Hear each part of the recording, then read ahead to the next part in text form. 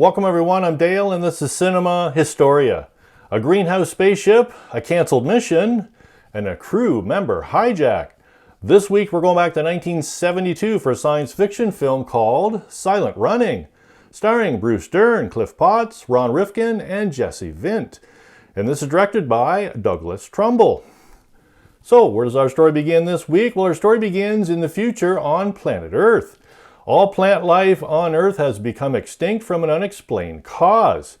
As many specimens as possible have been preserved in a series of enormous greenhouse-like geodesic domes attached to large cargo spaceships. A fleet of 8 American Airlines space freighters are stationed outside the orbit of Saturn. Freeman Lowell, played by Bruce Dern, one of the 4 crewmen, is the resident ecologist and plant biologist on one of these ships named Valley Forge. He spends most of his time in the domes cultivating the crops and attending to the animal life. Freeman and fellow crew members Andy, played by Cliff Potts, Marty, played by Ron Rifkin, and John, played by Jesse Vint, receive orders from Earth to discard and destroy their domes and return the freighter to commercial service. The crews of the other ships have just received the same orders. After 4 of the 6 Valley Forge domes are destroyed by nuclear charges, Lowell rebels and opts to save his ship's plants and animals. Seriously injuring his right leg in the process, he kills crewmate Andy, who is about to plant explosives in his favorite dome. Disregarding a concern from Earth and a call from fellow ship Berkshire, Lowell then triggers the destruction of the other remaining dome, trapping and killing remaining crew members Marty and John. Alone and entering uncharted territory, a wounded Lowell's only hope is the help of service robots Huey and Dewey.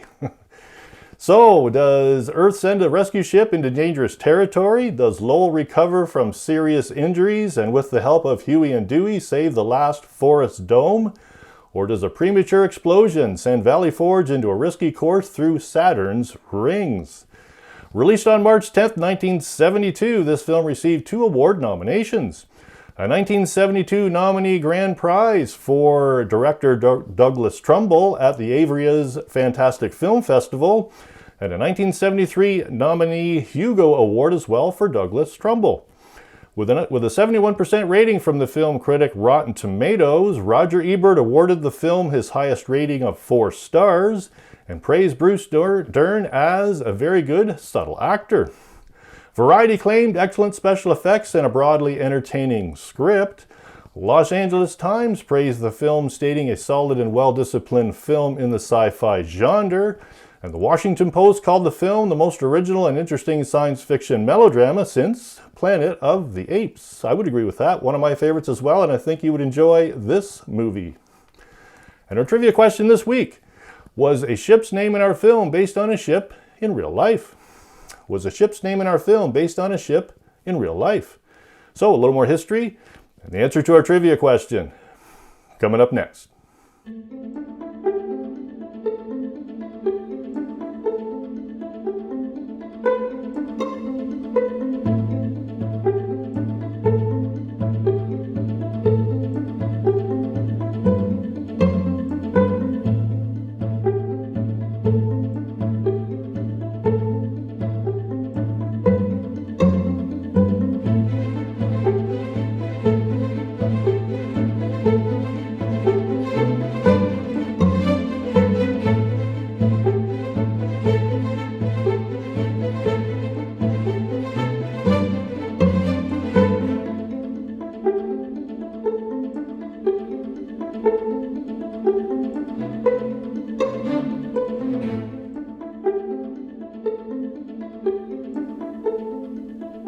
This film was Douglas Trumbull's directorial debut, making him the subject of this week's history.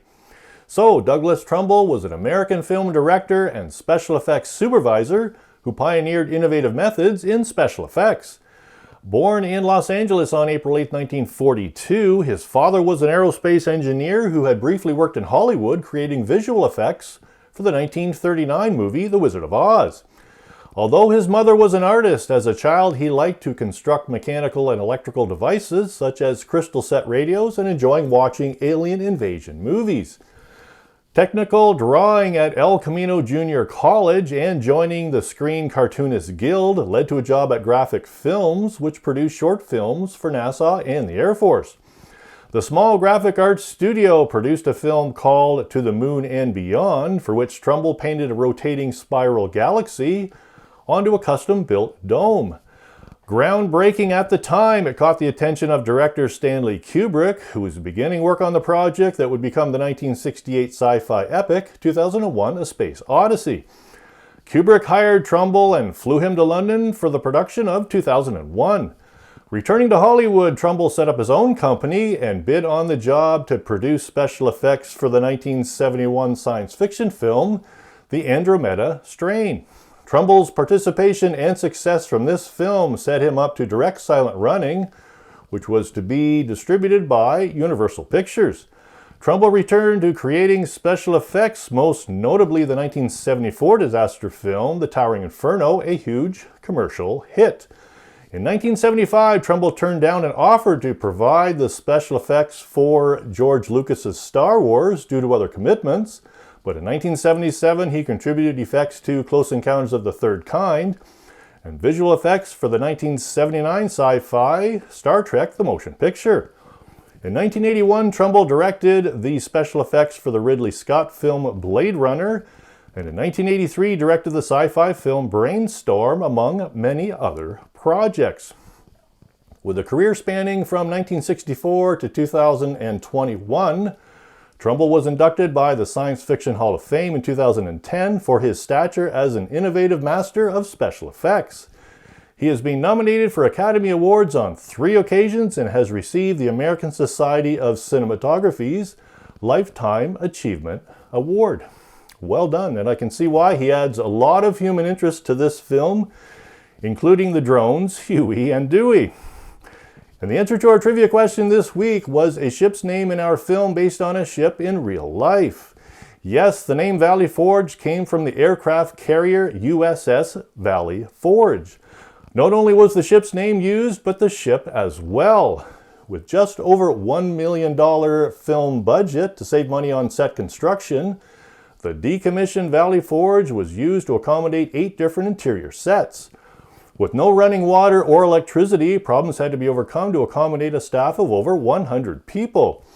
The USS Valley Forge was one of 24 Essex-class aircraft carriers built during and shortly after World War II for the United States Navy.